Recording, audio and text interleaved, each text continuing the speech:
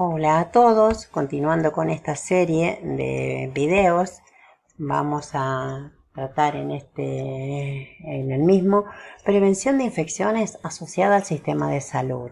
Tiene que ver con las normas de bioseguridad, los distintos tipos de lavado de manos, las infecciones hospitalarias, los distintos tipos de aislamiento. Para comenzar, vemos los 5 momentos para la higiene de las manos. Antes del contacto con el paciente, antes de realizar una tarea séptica, después de estar en riesgo o exposición de fluidos corporales, después del contacto con el paciente, incluso después del contacto con el entorno del paciente. Es sumamente importante e incorporarlo desde los inicios como uno de los mecanismos de barrera en cuanto a todo procedimiento. Para hablar de infecciones hospitalarias, empecemos con la cadena epidemiológica de las infecciones.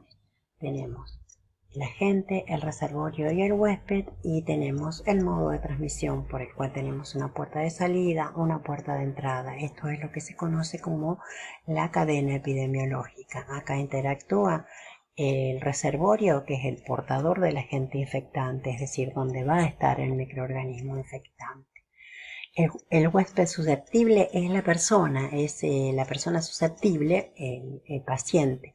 Y el modo de transmisión es el mecanismo por el cual el agente pasa de la fuente al huésped. Cuando hablamos de fuente o reservorio, pueden ser en el ambiente hospitalario los objetos inanimados como el instrumental médico, el medio ambiente, y los humanos, los pacientes, el personal de salud, las visitas. Los factores predisponentes para una infección hospitalaria. Una infección hospitalaria es aquella que se desarrolla en el paciente posterior a sus 48 horas de internación. Incluso puede desarrollarse luego del alta. Los factores predisponentes relacionados con el paciente son todos los procedimientos invasivos. Es decir, desde colocar una venoclisis es un procedimiento invasivo y el cual es un factor predisponente relacionado con el paciente.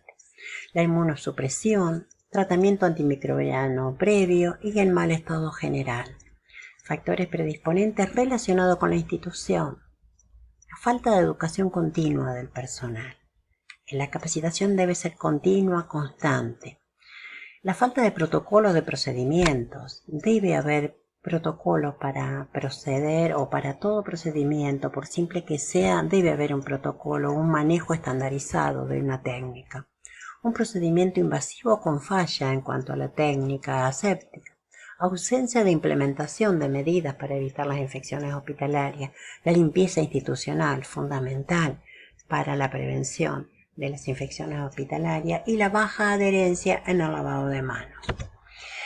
Hay cuidados que son universales. ¿Qué se entiende por cuidados universales? Son todas las estrategias para prevenir la transmisión de microorganismos. Y se aplican a todos los pacientes. El paciente que está internado es paciente al cual necesita que se le apliquen los cuidados universales. Primero porque no sabemos qué es lo que tiene, y todo paciente se considera de la misma manera, aplicándole los cuidados universales, las técnicas básicas en cuanto a la prevención de infecciones. Los componentes, volvemos al lavado de manos, la prevención de accidentes cortopunzantes, métodos barrera para fluidos y sobre todo la vacunación contra hepatitis B. O sea, el lavado de manos, lo venimos repitiendo, creo que desde la primera filmina. La prevención de accidentes es muy, no digo que es común poder cortarse con un elemento punzocortante, como puede ser una aguja, al querer reencapuchar una aguja o en contacto con una jeringa, con una técnica que por descuido se produce un corte o que se pinche. Los métodos de barrera, dijimos, y la vacunación contra la hepatitis B. Hay lavado de manos. Nosotros vamos a diferenciar el lavado social del antiséptico.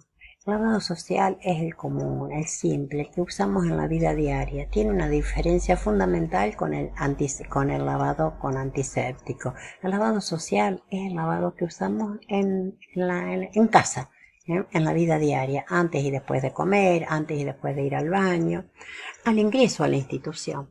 pero es un lavado con agua y jabón. Cuando utilizamos un lavado con antiséptico, es antes y después de tocar piel intacta o mucosa, cambiar pañales o bañar, en paciente con aislamiento, en procedimientos invasivos.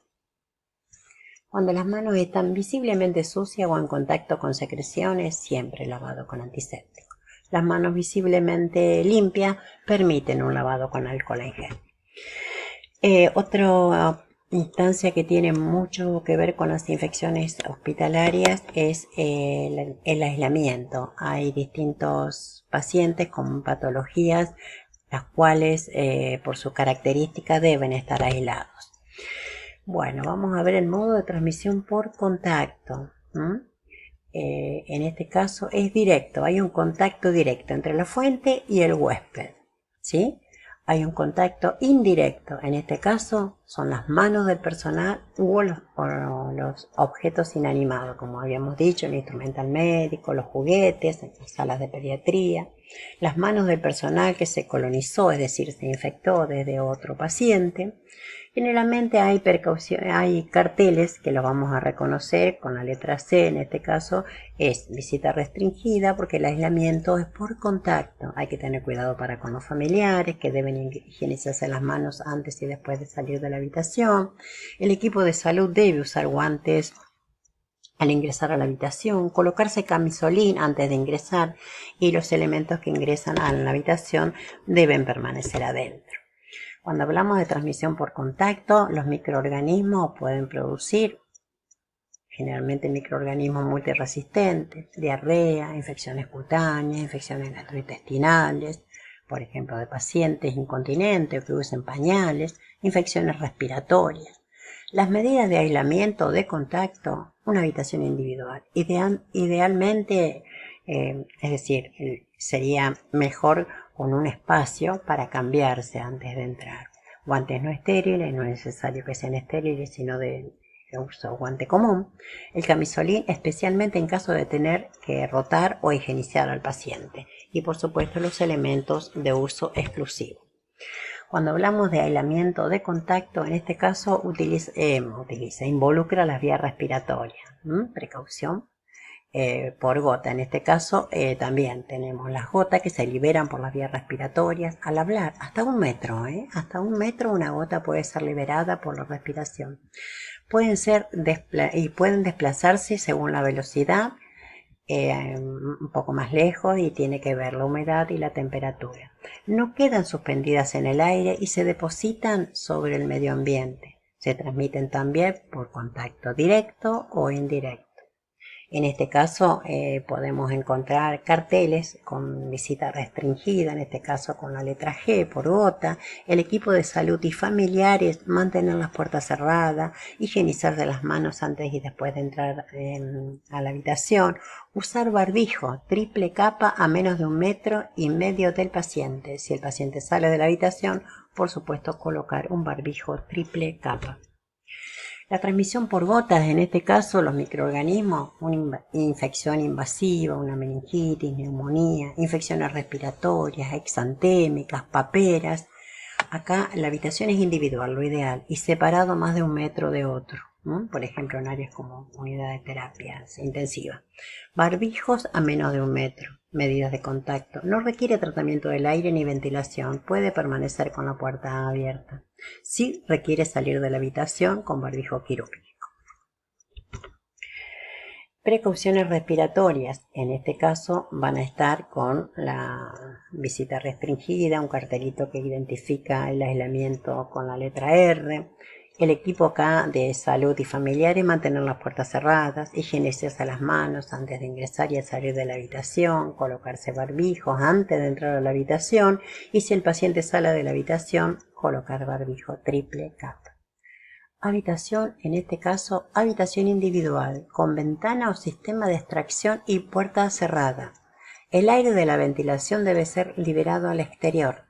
Si se reutiliza filtrado mediante los filtros EPA, que es un filtro de alta eficacia. Lavado de manos y barbijo N95 individual. Barbijo común si sale el paciente de la habitación. Restringir visitas de acuerdo a la etiología. Es un tipo de precaución respiratoria un poquito más compleja que la anterior.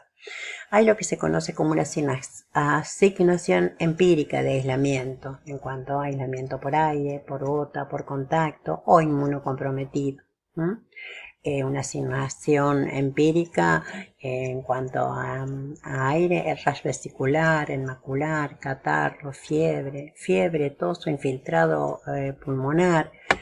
Una asignación empírica por gota para una meningitis, un rash petequial, sospecha de gripe, por contacto todas las diarreas agudas, las infecciones respiratorias en lactantes y niños pequeños, abscesos que drenan y no pueden cubrirse completamente, los tipos de conjuntivitis. El paciente inmunocomprometido es cuando tiene alterada la barrera cutánea o la barrera mucosa por quimioterapia o en el gran quemado. Inmunidad innata, es decir, un neutropénico. Inmunidad adquirida, un paciente con VIH, un trasplantado. Habitación individual. Elementos de uso exclusivo como termómetro, tensiómetro, estetoscopio. Se puede ingresar con ropa de calle y sacarse el guardapolvo o cubrirse con camisolina en caso de tener ambos. Ingreso restringido en caso de fiebre, síntomas y una infección transmisible. Creo que con esto terminamos así a grandes rasgos todo lo que es aislamiento, lo que es normas de bioseguridad, la importancia del lavado de manos y sobre todo lo que hace a las normas de bioseguridad en la prevención de las infecciones hospitalarias. Muchas gracias.